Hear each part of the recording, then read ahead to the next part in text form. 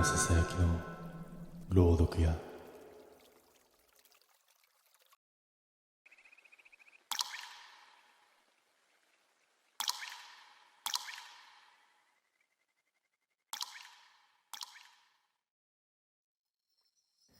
俺がその村に来たのは仕事の紹介がきっかけだった。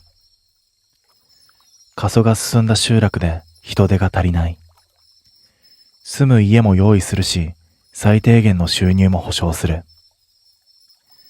そんな出来すぎた話に半信半疑のまま、それでも他に選択肢がなかった俺は、結局その話に乗ることにした。山に入ってからやけに長く感じたのを覚えている。一本道のはずなのに、同じようなカーブを何度も曲がっている気がして、ナビも途中で役に立たなくなった。電波が途切れたスマホを何度か見直しながら、それでも引き返すという発想にはなぜかならなかったあたり、今思えばその時点で少しおかしかったのかもしれない。それでも村に着いてしまえば、そこには普通に人の生活があった。畑には人影があって、洗濯物が風に揺れていて、古びてはいるが、きちんと手入れされた家が並んでいる。拍子抜けするくらい、どこにでもある田舎の風景だった。出迎えてくれたのは、自治会長だという男だった。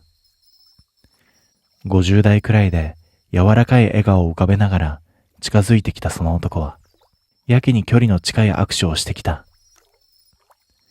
こちらが手を引こうとしても、両手で包むようにして離さない。そのまま顔を覗き込むようにして、少し声を落としながらこう言った。ようこそ来てくれました。本当に助かりますよ。若い人はどうしても必要なんでね。歓迎の言葉のはずなのに、なぜか補充が来た、みたいな響きに聞こえて、ほんのわずかに違和感が残った。その違和感を抱えたまま、俺はそのまま村を案内されることになった。畑や集会所、使われなくなった商店や学校を一通り見て回る中で、全体的に古さはあるものの、放置されている感じはなかった。むしろ、人の手で維持されている印象の方が強い。ただ、その中で一箇所だけ、妙に浮いている場所があった。山へと続く道の手前に、真新しい金属製の柵が設置されていて、頑丈そうな鍵までしっかりとかけられている。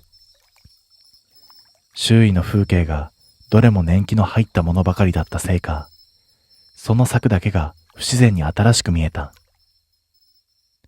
少し立ち止まってその先を覗き込むようにしながら、俺は何気ない調子を装って尋ねてみた。この先って何かあるんですか？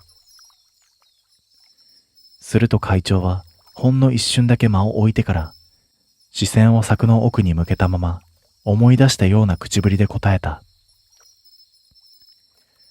昔は牧場があったんですよ。山の上でやっていたんですがね。今はもう使っていません。それ以上は説明はなかったし、こちらが何かを聞き返す前に、自然な流れで別の話題に移られてしまった。まるで、そこは触れなくていい場所だ、とでも言われているみたいだった。やがて案内は終わり、用意されていた家に連れて行かれた。ここが今日からあなたの住む家になります。そう言って鍵を渡されたが、その言い方には最初から選択肢というものが含まれていなかった。道中、他にもいくつか空き家らしい建物は見えていたし、中にはもっと状態の良さそうな家もあった。それでも最初から決まっていたかのように、ここにまっすぐ案内された。俺は少しだけ気になって、玄関先で振り返りながら尋ねてみる。他の家じゃなくて、ここなんですね。軽い確認のつもりだったが、会長はその質問に対してゆっくりと笑みを浮かべると、言い含めるような口調でこう答えた。ええ、住む場所はこっちで決めているんですよ。いろいろと都合がありましてね。まあ、慣れればわかりますよ。それ以上踏み込ませない圧だけははっきりと伝わってきた。家の中は外見に反して妙に整っていた。埃も少なく、最低限の家具や生活品も揃っている。まるでつい最近まで誰かが普通に暮らしていて、そのままの状態で出て行ったかのようだった。その違和感が気になって、俺は靴を脱ぎながら後ろにいる会長に声をかける。ここ、前に住んでいた人がいたんですよね。すると会長は特に気にした様子もなく、あっさりとした口調で答えた。ええ、いましたよ。ただ、急にいなくなりましてね。その言い方に引っかかりを覚えて思わず聞き返す。いなくなったってどこに行ったんですか？ほんの少し間があってから会長は肩をすくめるようにして視線を外し、あまり興味もなさそうにこう言った。さあ、外じゃないですかね。答えになっていないのに、それで会話は終わりだという空気だった。そしてその日の夜、荷ほどきを終えて横になっていると、遠くの方から低いエンジン音が聞こえてきた。最初は気のせいかと思ったが、耳を澄ますと、それは確かに規則的に響いていて、ゆっくりと山の方へと登っていくような音だった。気になって外に出てみると、音はやはり昼間見た柵の向こう、山の奥の方から聞こえている。こんな時間に、あの先で何か動いている。そう思うと、昼間の会長の言い方が妙に頭に残った。翌日、そのことをさりげなく作業中の男に聞いてみた。男は手を止めることもなく、土をいじりながら、めんどくさそうに短く答えた。ああ、あれか。気にしなくていいよ。あまりにもそっけないので、少し踏み込んで聞いてみた。仕事かなんかですか？すると男は一瞬だけ手を止め、こちらを見ようともせずに、含みのある言い方でこう言った。まあ、そんなもんだ。知らない方が楽だぞ。それ以上は何も話さなかったし、周りにいた他の連中も、まるで聞こえていないかのように会話に入ってこなかった。その不自然な揃い方が逆に印象に残った。さらに数日過ごして、もう一つはっきりとしてきたことがある。この村には若い人間がほとんどいないんだ。年寄りばかりで働き手になりそうな世代がごっそりと抜け落ちている。違和感を拭いきれず、改めて会長に尋ねてみると、やはり同じ答えが返ってきた。みんな外に出ましたよ。ここじゃ先がないですからね。理屈としてはわかる。だが、それにしても極端すぎる。まるで、まとめていなくなったみたいに、きれいに消えているんだ。ある日、集会所の前を通りかかったとき、掲示板に貼られていた紙に目が留まった。当番表のようなものだった。掃除や見回りの割り振りかと思って近づいてみたが、そこに書かれていたのは名前ではなかった。並んでいるのはいくつかの数字。規則性のない番号と、その横に記された日付と時間。そして、一番下に小さく書かれた一言。搬入。意味を考えようとしたその時だった。背後からすぐ近くで声がした。それ、気になりますか？俺が驚いて振り返ると、いつの間にか会長が後ろに立っていた。距離が近い。さっきまで気配すらなかったのに、もう手を伸ばせば触れそうな位置にいる。少し言葉を選びながら、俺はその紙を指して聞いた。これ、誰の番号なんですか？すると会長は、わずかに目を細めてから、楽しむような調子でこう言った。そのうちわかりますよ。ちゃんと順番に。その言い方が妙に引っかかって、頭から離れなかった。その夜、またトラックの音が聞こえた。前よりもはっきりと、ゆっくりと、山の奥へと向かっていく。気づいた時には、もう外に出ていた。やめた方がいいという感覚はあったのに、それでも確かめずにはいられなかった。柵の前まで来ると、鍵が開いていることに気づいた。昼間は確かに閉まっていたはずなのに、今は誰でも入れる状態になっている。俺はためらいながらも中へと入り、暗い山道を進んでいくと、やがて奥の方にぼんやりとした明かりが見えてきた。距離を詰めるにつれて音もはっきりとしてくる。エンジン音と金属がぶつかる音、そして人の話し声。とっさに物陰に身を隠し、息を殺して様子を伺った。トラックの荷台が開かれていて、数人の人影が何かを運び出していた。暗くてはっきりとは見えない。だが、そのやりとりだけは、はっきりと耳に入ってきた。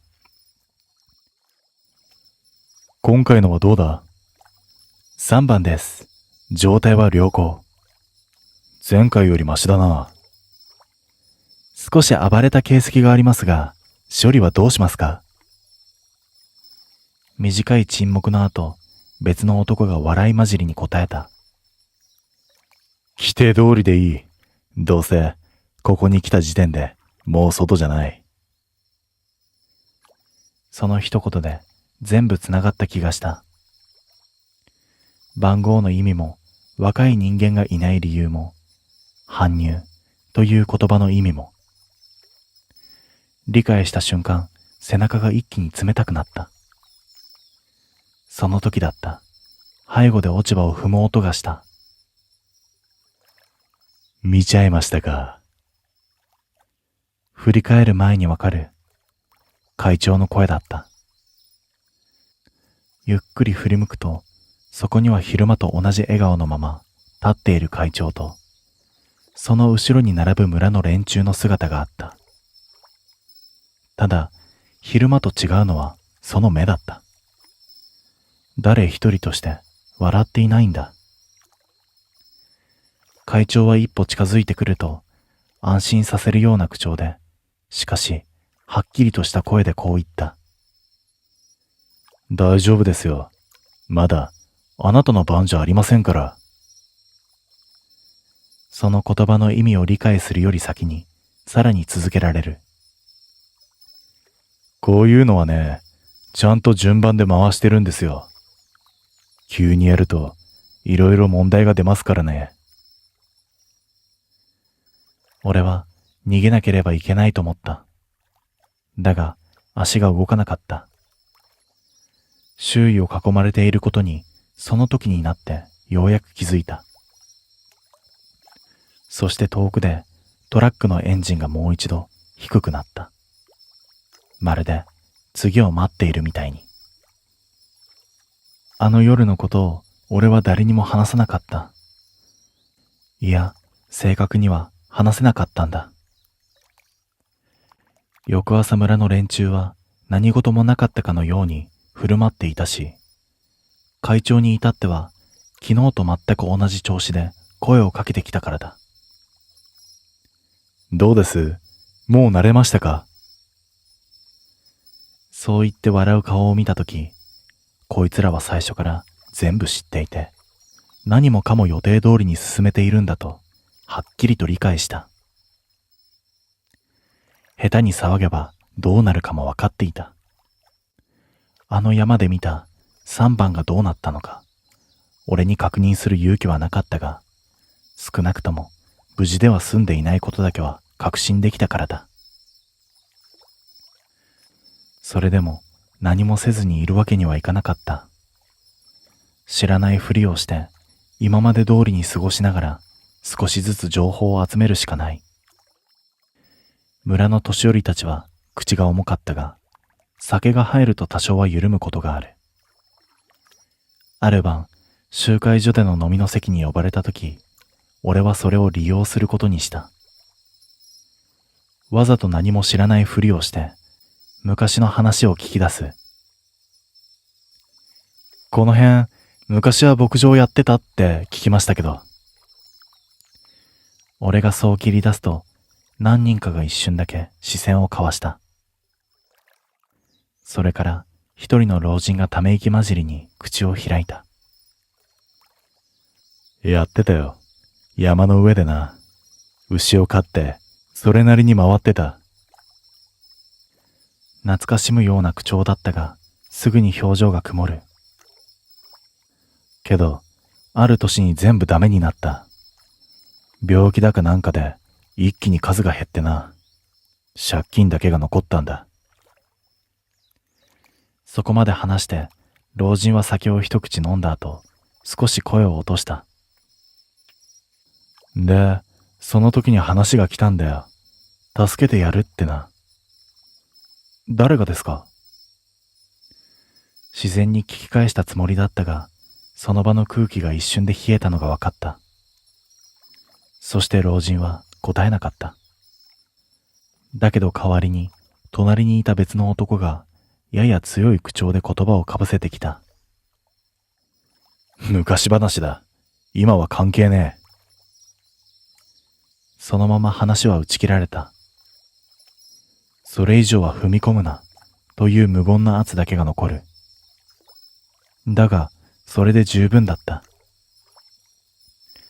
契約は本当にある。そしてそれは村ぐるみで隠しているんだ。数日後、俺は集会所の倉庫に入る機会を得た。表向きには掃除の手伝いという名目だったが、狙いは最初から決まっていた。古い記録が残っていそうな場所を探す。棚の奥に埃をかぶった段ボールが積まれているのを俺は見つけた。中身を確認すると、俺の予想通り古い帳簿や書類の束だった。その中に一冊だけ妙に新しい紙で閉じられたファイルがあった。表紙には何も書かれていない。嫌な予感を覚えながらそれを開く。最初のページにあったのは日付と番号の一覧だった。見覚えがある掲示板に貼られていた当番表と同じ形式だ。ただし、こちらの番号の横にははっきりと名前が書かれていた。村人の名前だ。見知った顔もいくつかある。そしてその名前の横にさらに項目が並んでいた。搬入日、状態、処理。言葉の意味を理解するのに時間はかからなかった。ページをめくる。過去の記録が何年分も続いている。そしてある時期を境に、それ以前の記録とは内容が大きく変わっていることに気づいた。それまでは確かに家畜の記録だった。牛の数や状態、出荷日。だが、ある年以降、記録の対象が完全に人間に置き換わっているんだ。そのページの間に一枚だけ別の書類が挟まっていた。それはコピーのようだったが、文章ははっきりと読める。タイトルはなかった。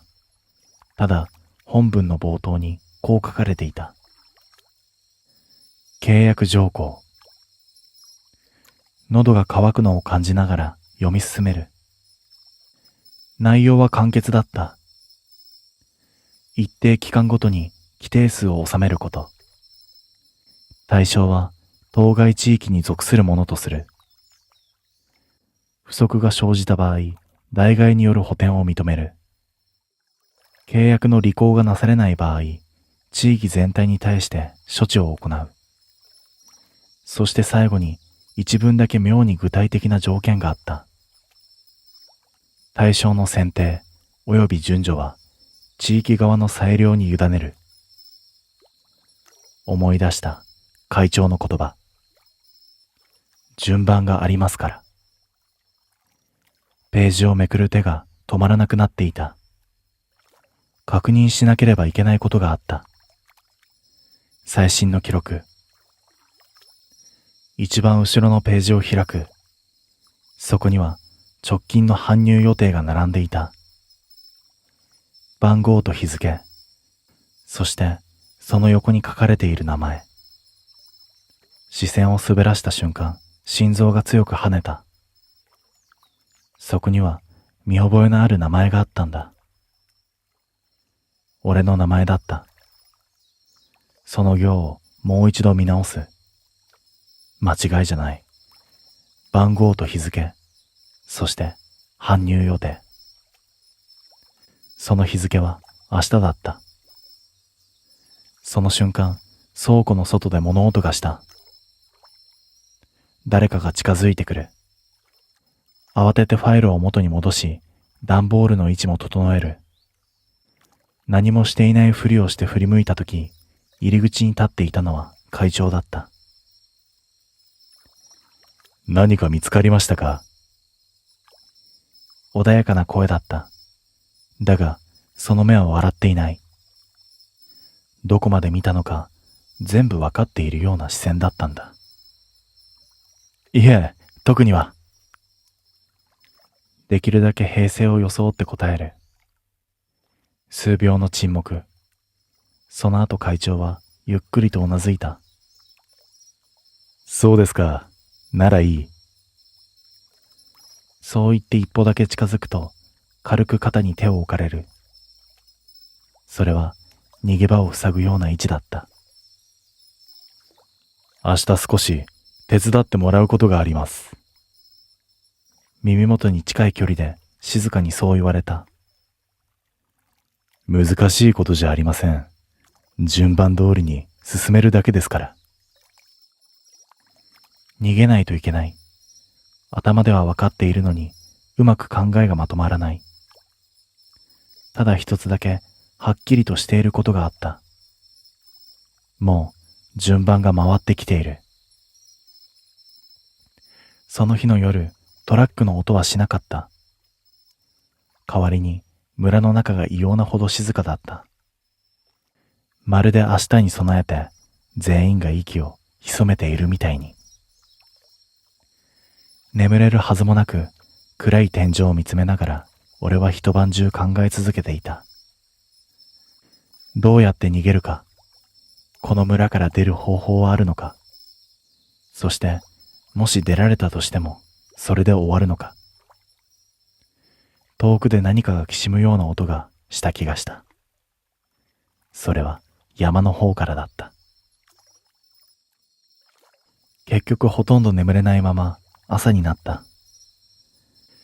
薄明るくなった外を見ながら、俺は一つだけ決めていた。今日中にこの村を出る。順番が回ってきている以上、待てば終わりだ。どうにかして山を抜けて、あの一本道まで戻るしかない。最低限の荷物だけをまとめて、まだ人の動きが少ない時間を狙って家を出た。空気は静かだったが、妙に見られている感覚があった。窓の奥、家の隙間、どこからか視線だけがついてくる、そんな感覚。それでも俺は構わず、村の出口へと足を速めた。あの曲がりくねった一本道に出たとき、ほんの少しだけ安心した。ここを下れば外に出られる。そう思って車に乗り込み、エンジンをかけた。一度、二度、三度。セルは回るのにエンジンがかからない。嫌な汗が出た。何度も試しているうちにふと気づく。昨日までは普通に動いていたんだ。つまり今、動かないようにされている。車を諦めて俺は走ることにした。一本道を下るだけだ。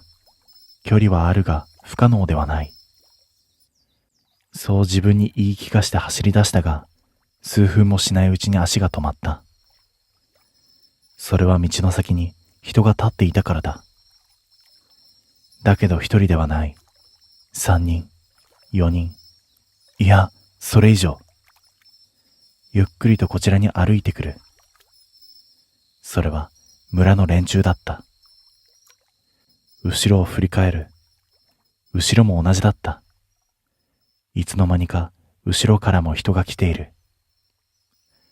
完全に挟まれていた。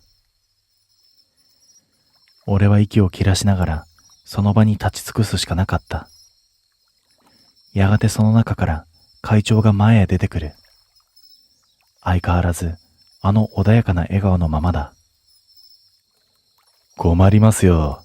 勝手なことをされると。だけど叱るような口調ではなかった。むしろ言い聞かせるような優しさが混じっている。それが逆に余計に気味が悪かった。ふざけんなよ。ようやく絞り出した声は自分でも驚くくらいかすれていた。人を何だと思ってるんだ。俺がそう言うと周りの何人かが小さく笑った。あざけるような笑いじゃない。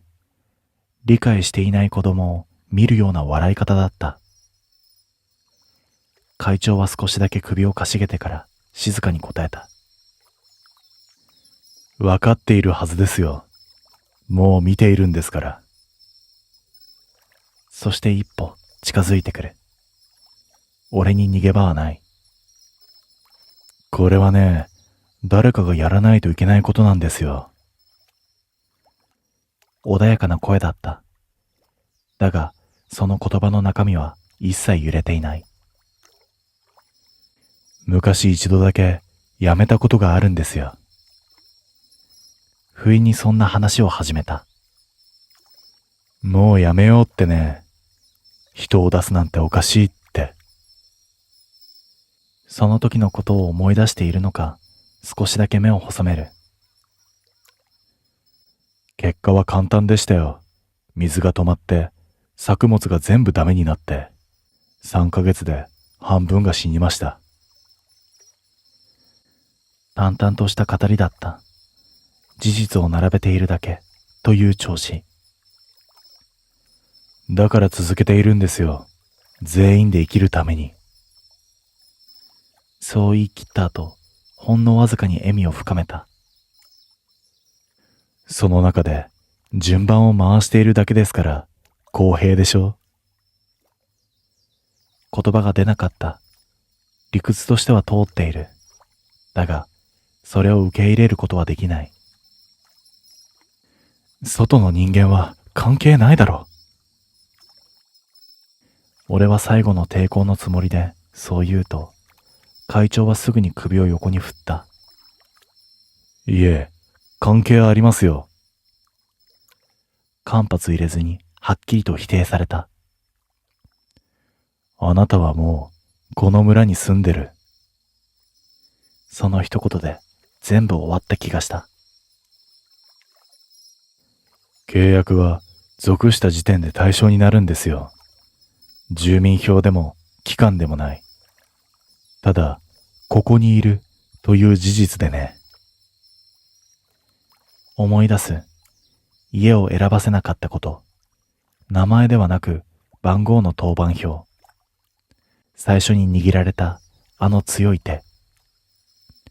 最初から決まっていた。俺がここに来た時点で数に入っていたんだ。誰かに腕をつかまれた。抵抗しようとしたが力が入らない。周囲からも同じように手が伸びてくる。押さえつけられているわけではないのに逃げられない。大丈夫ですよ。すぐに終わりますから。誰かがそう言った。慰めのつもりなのか、それともただの手順なのかはわからない。気づけば、あの山道を引き返していた。連れて行かれている。昨日、自分が覗いたあの場所へと。トラックが止まっていた。荷台が開いている。中は暗くてよく見えないが、奥の方に何かが積まれているのがわかる。形は人に見えた。近づくにつれてかすかな音が聞こえてきた。呼吸の音、それと何かをするような小さな動き。生きている。だが誰もそれを人間として扱っていない。番号を確認します。誰かが事務的に言う。紙をめくる音。次、4番。俺の番号だった。その瞬間、俺は完全に理解した。ここでは名前は意味がないんだ。番号だけが、順番だけが全てなんだと。荷台の縁に手をかけられる、持ち上げられる感覚、視界が揺れる。そして最後に見えたのは会長の顔だった。その顔は相変わらず穏やかな笑みのまま軽くうなずいている。またすぐ補充が来ますから。その言葉の意味を考える前に視界が暗くなった。数ヶ月後、同じ山道を一台の車が登ってくる。運転をしているのは若い男だった。少し不安な顔をしながらも、どこか期待をにじませている。村の入り口で数人が出迎える。そしてその中心に立っているのはあの会長だ。ようこそ、待っていましたよ。しっかりと手を握りながら、ゆっくりと言葉を続ける。住む家はこちらで用意していますので。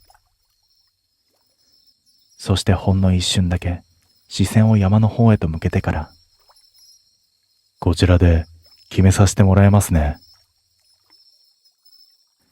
遠くで低いエンジン音が鳴り始めていた。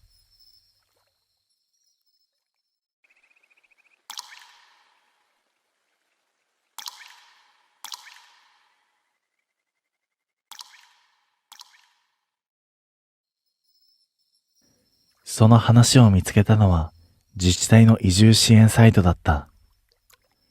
仕事のあてもなく貯金も減り続けていた時期で、正直なところ条件さえ合えば場所はどこでもよかった。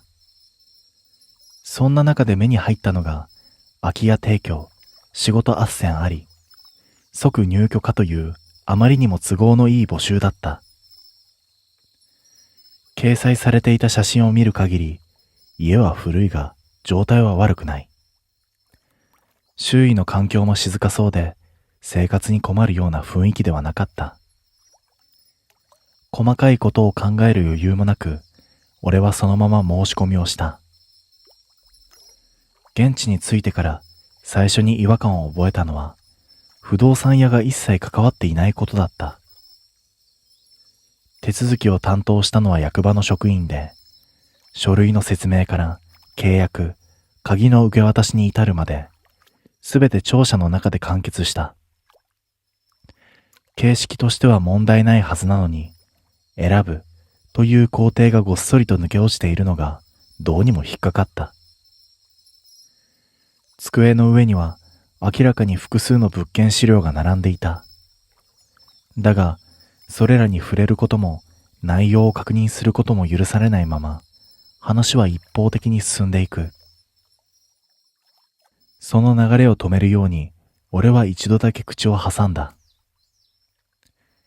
他にも空き家ってあるんですよね。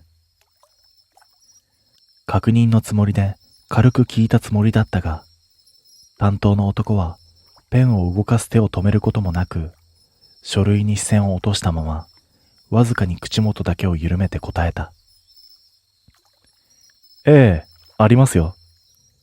ただ、どの家でもいいというわけではないんです。そして少し間を置いてから、今度はゆっくりと顔を上げる。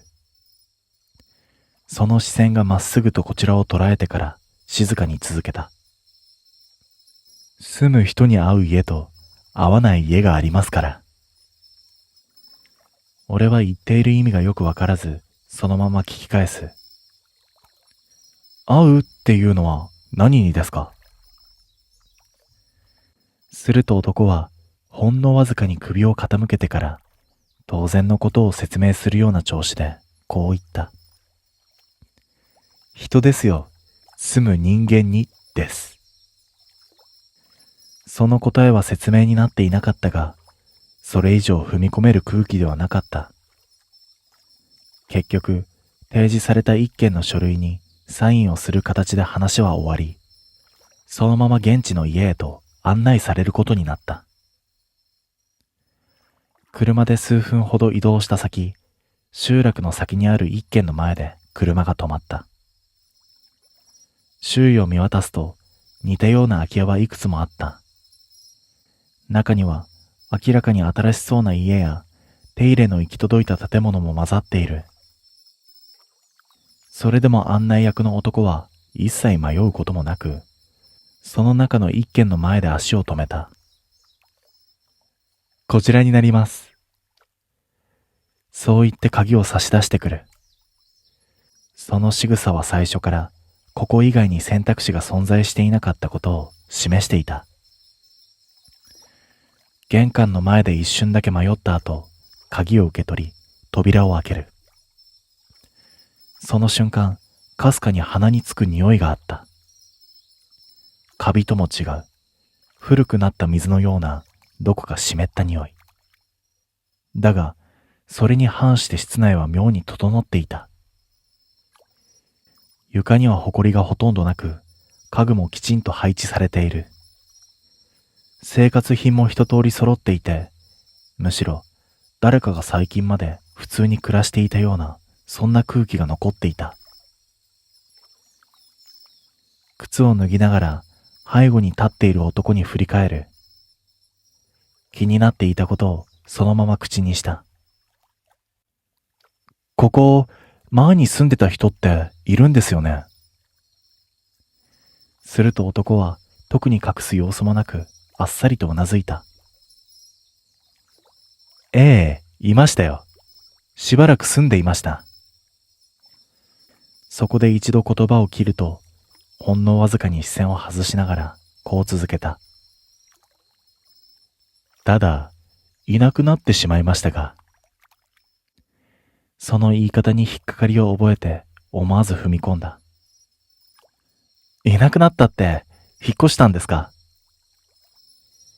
すると男はすぐには答えず、数秒だけ間を置いてから曖昧に肩をすくめた。まあ、そういうことになってますね。それ以上は聞けなかった。というより、聞いても意味がないと感じた。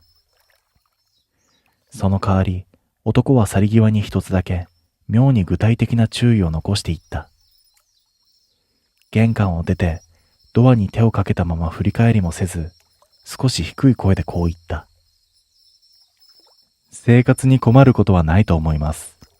ただ、できるだけ家の中の配置は変えないでくださいね。理由は説明されなかった。だがその言い方は、お願いではなく、明らかに条件だった。俺は一人になってから改めて家の中を見て回った。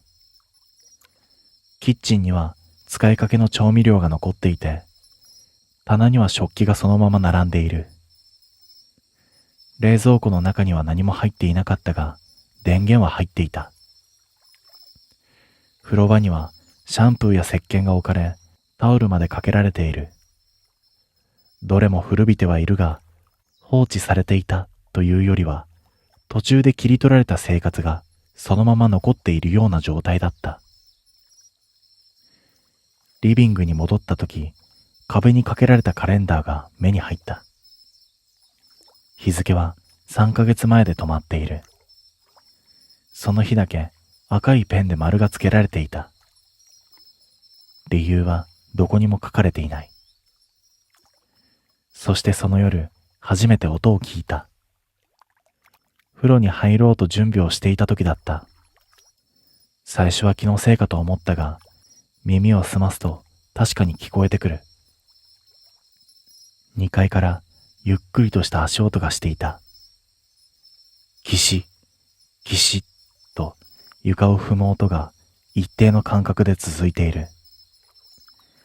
ただのきしみではない。明らかに歩いている動きだったんだ。しばらくその場で様子を伺っていたが、音は止まらない。俺は意を決して階段を上がってみる。一段ずつ慎重に。音は俺が上がる直前で止まった。2階の廊下は暗く静まり返っている。さっきまで何かがいた気配だけが妙に濃く残っている。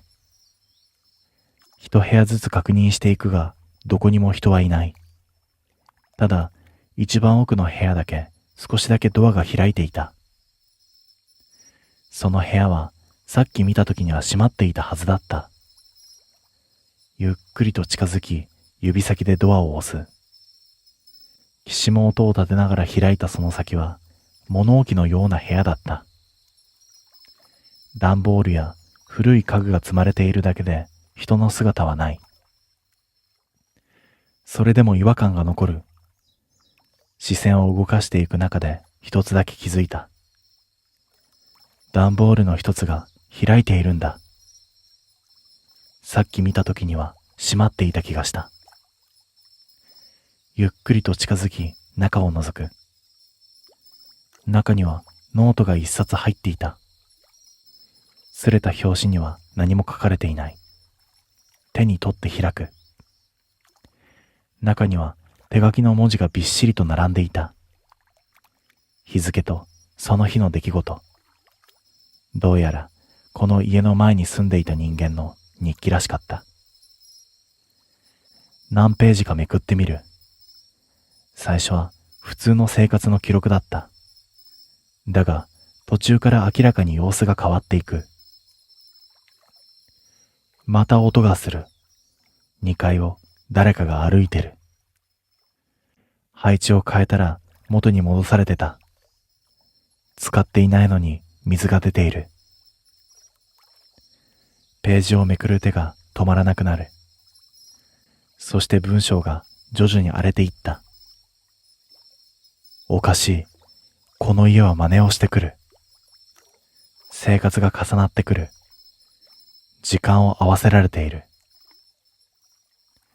背中にじわっと嫌な汗が浮かぶ。その時だった。1階の方から水の音が聞こえてきた。今度ははっきりとしていた。蛇口をひねった時のあの連続した水の音。ゆっくりと視線を落とし、手元の日記の最後のページを見る。他のページよりも強く書き殴られた文字。このままだと同じになる。順番にやられてる。そしてその下に、次は多分風呂だ。その一文を読んだ直後、下から聞こえてくる水の音がわずかに強くなった気がした。俺はしばらくその場から動けなかった。手に持ったままの日記と一回下から聞こえてくる水の音が頭の中で妙に結びついてしまっていて、どちらかを無視することができなかったからだ。だが、このまま立ち尽くしていても何も変わらない。そう思い直して、ようやく足を動かし、ゆっくりと階段へと向かう。一段ずつ降りるたびに、水の音ははっきりと輪郭を持っていく。誰かが普通にシャワーを使っている時と同じ、一定の水圧の音だった。風呂場の前に立った時には、もう疑いようがなかった。中で確実に水が出ている。ドアノブに手をかけるまでほんの一瞬のはずなのにやけに長く感じた。ゆっくりと押し開ける。だけど中には誰もいなかった。それでもシャワーだけがさっきから変わらない勢いで流れ続けている。一歩踏み込んで蛇口に目をやった。きちんとひねられている状態だった。つまりこれは故障でも誤作動でもない。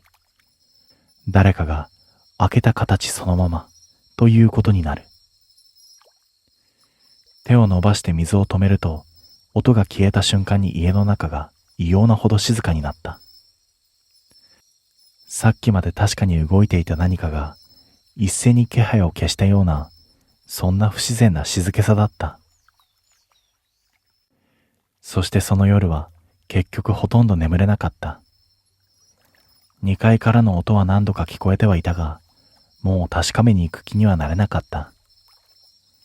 代わりに布団の中で日記の内容を何度も思い返していた。翌日から意識的に生活を観察するようになった。すると気づきたくなかったことがはっきりとしてくる。この家の中で起きている変化は単なる怪現象ではない。一つの流れに沿って揃えられているんだ。置いたはずの場所と違う位置に物がある。使っていないはずのコップが濡れている。消したはずの電気がついている。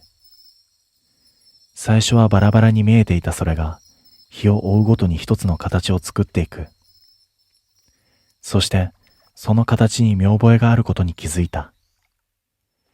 日記に書かれていた生活とほとんど同じだったんだ。帰宅する時間、靴を脱ぐ位置、使う部屋の順番、細かいところまで少しずつ一致していく。俺は気味が悪くなって、ある日わざと行動を変えてみた。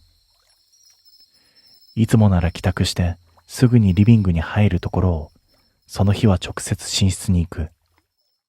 風呂の時間も意図的にずらしてみた。その日の夜だった。寝室に入った時、違和感に気づいた。置いた覚えのない位置に服が畳まれている。しかもそれは自分が普段着ない組み合わせだった。日記の一節が頭をよぎる。配置を変えたら元に戻されてた。俺は試すように今度は家具の位置を少しだけ動かしてみた。テーブルを数センチずらすだけ。ほんの些細な変化。だけど翌朝、元に戻っていた。ぴったりと元の位置に。その時点で確信に変わった。この家はただおかしいだけではない。戻そうとしている。そしてその日の夕方、俺は役場に向かった。直接聞くしかないと思ったんだ。窓口にいたのは最初に対応したあの男だった。俺の顔を見ると特に驚いた様子もなく、いつも通りの調子で軽くうなずいた。だけどその態度が逆に神経に触った。少し話いいですか？俺はできるだけ落ち着いた声でそう言うと、男は手元の書類を整えながらゆっくりと顔を上げた。そしてこちらの様子を一通り観察するように視線を向けてから穏やかな口調で答えた。ええ、構いませんよ。どうかされましたか？その問い方が最初から内容を分かっているように聞こえた。少し間を置いてから言葉を選ぶ。あの家、何なんですか？空気がわずかに変わった。だが男はすぐに表情を崩さず、軽く首をかしげる。何とは？曖昧に濁されるのが分かっていて、それでも踏み込んだ。前に住んでいた人、どうなったんですか？今度は数秒だけ沈黙があった。その後男は小さく息を吐いてから納得したようにうなずいた。ああ、そこまで行きましたか。その言い方に背筋が冷える。知っている前提の口調だったんだ。男は椅子に深く座り直すと少しだけ声を落とし、周囲を気にする素振りを見せてからこちらにだけ聞こえるような声で話し始めた。隠すようなことでもないんですがね、あの家、ちょっと続いているんですよ。意味がわからず黙っていると男は言葉を続けた。住んだ人間の生活がですよ。完全に同じ流れでね。思わず口を開く。同じって何が？男はまるで当たり前のことを説明するような調子で淡々と答えた。最初から違和感は始まります。音とか水とか配置のズレとか。それで少しずつ生活が寄っていく。そこで一度言葉を切り、こちらの反応を確認するように視線を向けた。最終的には同じ行動をとるようになります。喉が渇く。それでも無理やり聞き返した。それでどうなるんですか？そして男はほんのわずかに笑った。それは安心させるような柔らかい笑い方だった。決まってますよ。前の人と同じです。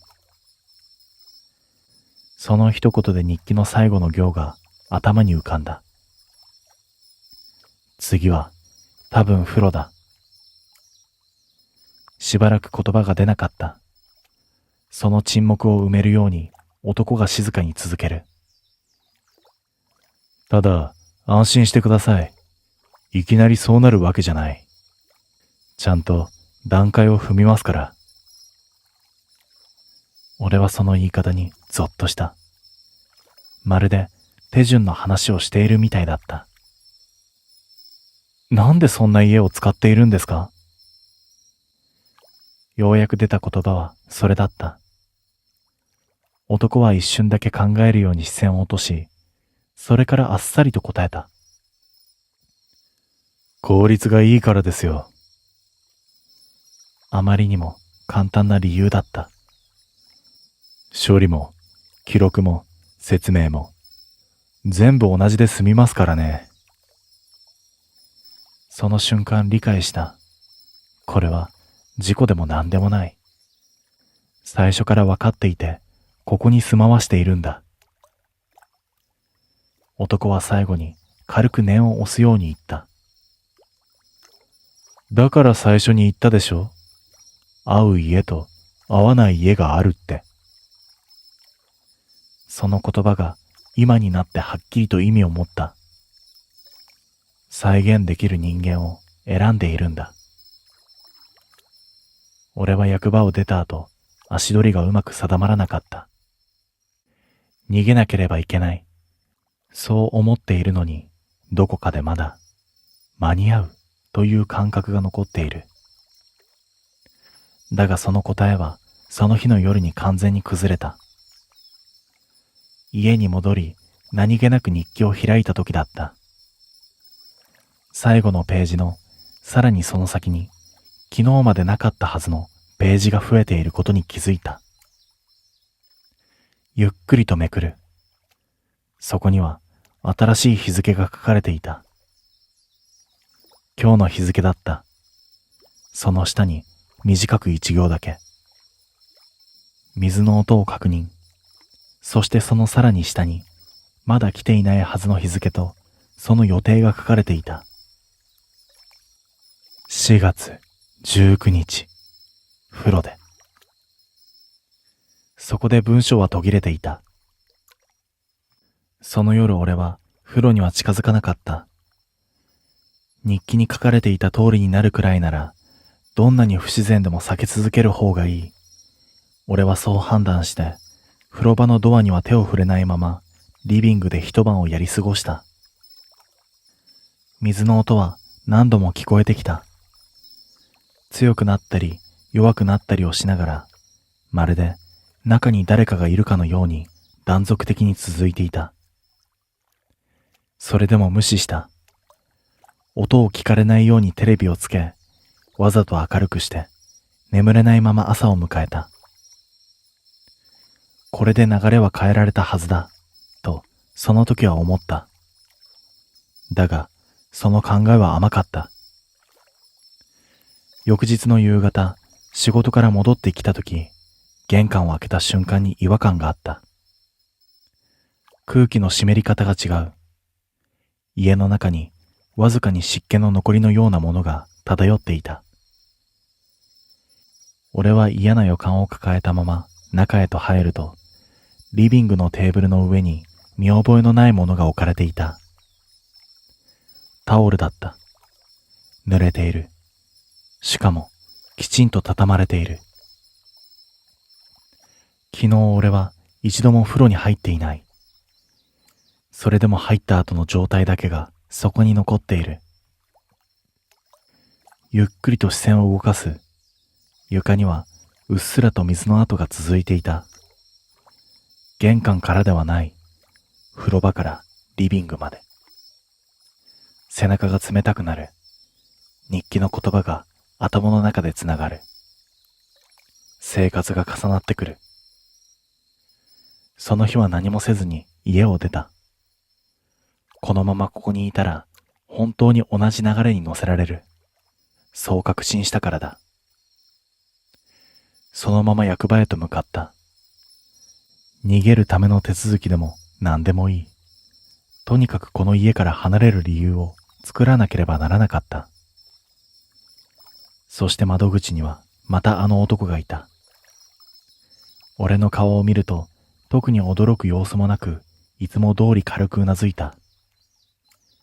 その態度がもう隠す気すらないことを示していた。息を整えてからはっきりと言う。解約したいんですけど。男はすぐには答えなかった。手元の書類をゆっくりと揃えながら少しだけ間を置いてから顔を上げた。その視線はどこか確認するような色を含んでいた。理由を伺っても、分かっているくせにと思いながらもあえて言葉にする。住める状態じゃないんですよ。あの家、おかしい。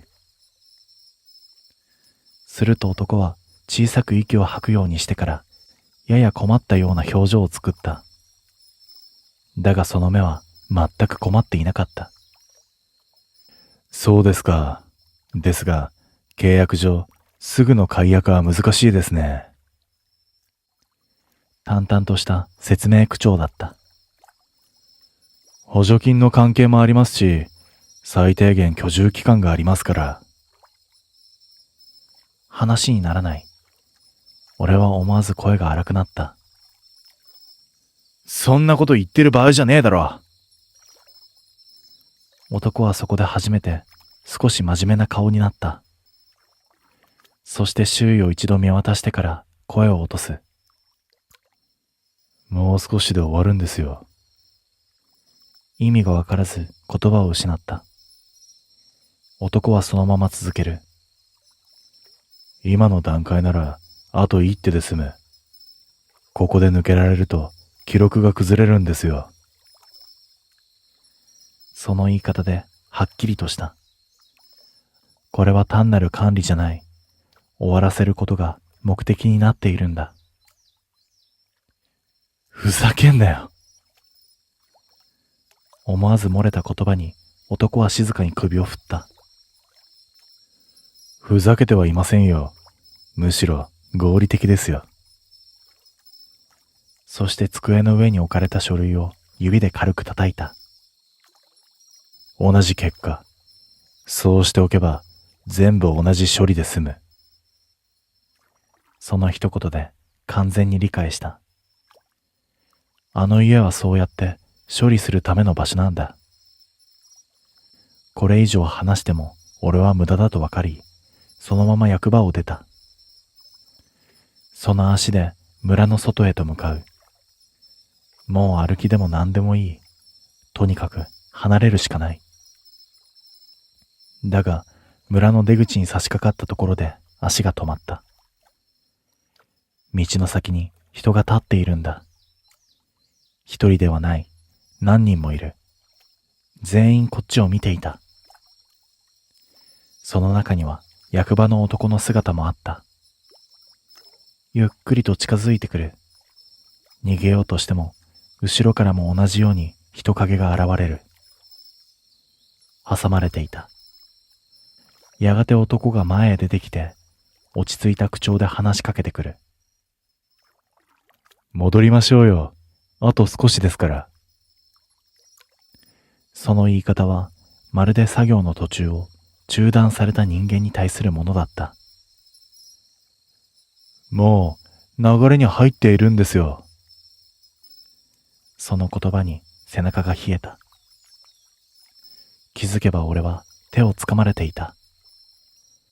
強く押さえつけられているわけではないのに、抵抗する気力がそがれていく。そのまま引き戻される形で家の方へと連れて行かれる。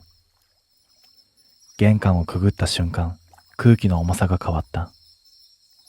湿っている。あの水の匂い。気づいた時には足が勝手に動いていた。自分の意志じゃない。それでも体は迷いなく風呂場の方へと向かっていく。やめろ。声に出しても動きは止まらない。ドアの前に立つ。手が勝手にノブにかかる。そして後ろで誰かが小さく言った。ほら、合ってる。ゆっくりとドアを開ける。